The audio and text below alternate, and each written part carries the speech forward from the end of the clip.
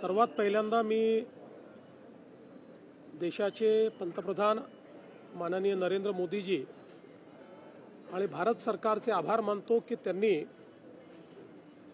युद्धामुळे जे काही तेलाचे भाव वाढले आहेत त्याचा इम्पॅक्ट हा सामान्य ग्राहकावर येऊ नये म्हणून प्रति लिटर पेट्रोल डिझेलवरची एक्साइज ड्यूटी ही 10 रुपयांनी कमी केली आहे।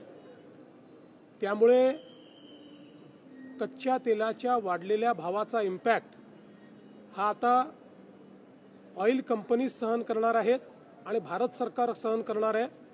त्यामुळे सामान्य ग्राहकाला अधिकच्या दरात पेट्रोल डिझेल घ्यावं लागणार नाही।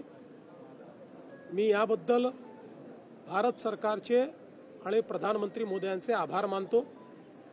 विशेषतः ज्यावेळी आपल्या आजूबाजूच्या देशांमध्ये जवळपास शटडाऊनची स्थिती आलेली आहे, पाकिस्तान असेल, श्रीलंका असेल, बांगलादेश असेल, या लोकांनी गॅस आणि पेट्रोलच्या कमतरतेमुळे जवळपास ऑफिसेस बंद केलेले आहेत, इन्स्टिट्यूट्स बंद केलेले आहेत। अशा वेळी भारत सरकारने अतिशय उत्तम मॅनेजमेंट करून आपल्याकडे पेट्रोल डिझेलची कुठलीही कमतरता होऊ दिलेली नाही, घरगुती गॅसची कुठली कमतरता होऊ दिलेली नाही। मी केवळ सर्व लोकांना ही विनंती करतो की विनाकारण अफवेच्या आधारावर ग्राहकांनी पेट्रोल पंपावर रांगा लावू नये।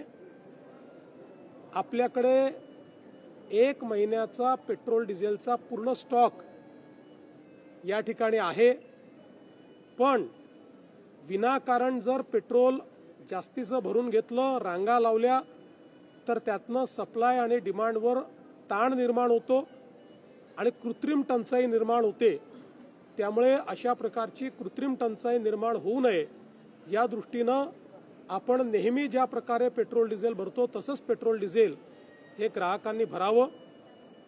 आपल्याला हे देखील मला सांगितलं पाहिजे की आता जी काही आपलं कमर्शियल गॅस सिलेंडर होतं त्याचा सप्लाय जो 20% गेला होता तो आता 40% करण्याचा निर्णय घेतलेला आहे आणि त्यानंतर तो 50% जातो आहे।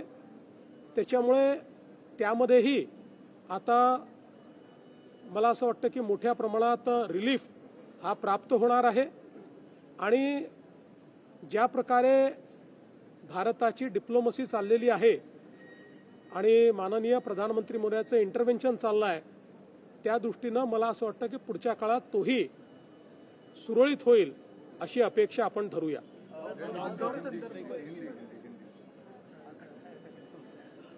आज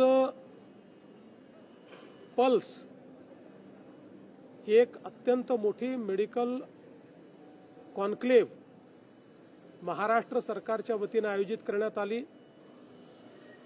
मेडिकल एज्युकेशन डिपार्टमेंट आणि इंडस्ट्री प्लेयर्स या सर्वांच्या संयुक्त विद्यमाने एक अत्यंत मोठा प्लॅटफॉर्म ज्याच्यामध्ये शिक्षण, मेडटेक, इंडस्ट्री, इनोव्हेशन असं कंप्लीट कोलॅबोरेशन करण्यात आलेलं आहे।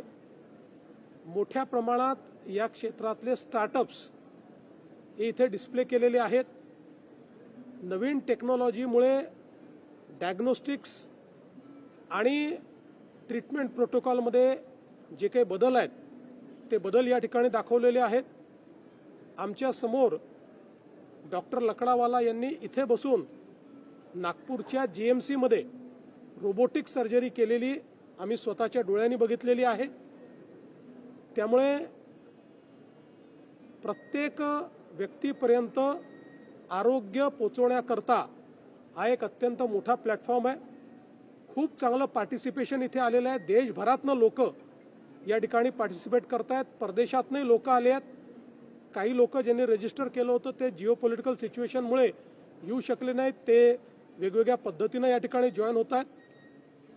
आताच्या इनॉग्युरल सेशन नंतर आम्ही इंडस्ट्रीसोबत एक डायलॉग देखील केलेला आहे आणि या डायलॉगमध्ये विशेषतः आर्टिफिशियल इंटेलिजन्सचा उपयोग करून आपल्याला डायग्नोस्टिक्स कसं एनहान्स करता येईल, जीनोम सिक्वेन्सिंगचा उपयोग करून अर्ली डिटेक्शन कसं करता येईल, सर्वांपर्यंत डायग्नोस्टिक प्रोटोकॉल्स कसे पोहोचवता येतील, या सगळ्या गोष्टींवर अतिशय चांगली चर्चा झालेली आहे आणि काही इन्व्हेस्टमेंट्सच्या संदर्भात या ठिकाणी इरादे देखील लोकांनी जाहीर केले आहेत, ज्याच्यामध्ये उद्या कदाचित त्यातली काही इरादापत्र ही या ठिकाणी त्याच्यावर स्वाक्षरी होईल.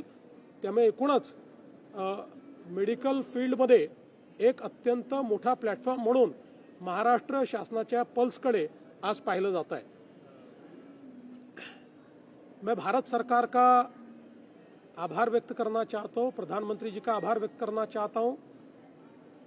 जो दुनिया में युद्ध चल रहा है उसके मद्देनज़र तेल के भाव बढ़ने के बाद ये अंदेशा था कि पेट्रोल डीजल के भाव बढ़ेंगे, लेकिन वो भाव न बढ़े इसलिए भारत सरकार ने एक्साइज ड्यूटी 10 रुपया प्रति लीटर कम कर दी है. इसके कारण ये जो बढ़ते हुए भाव है इसको एक प्रकार से जो हमारी ऑयल कंपनीज है वो कंपनीज ही उसको सहन करेगी, उसको वहन करेगी और कस्टमर पर उसको पास ऑन नहीं किया जाएगा. इसके कारण हमारे कस्टमर्स को एक बहुत बड़ा एक फ़ायदा हमारे प्रधानमंत्री जी ने दिया है. मैं उनका आभार व्यक्त करता हूं.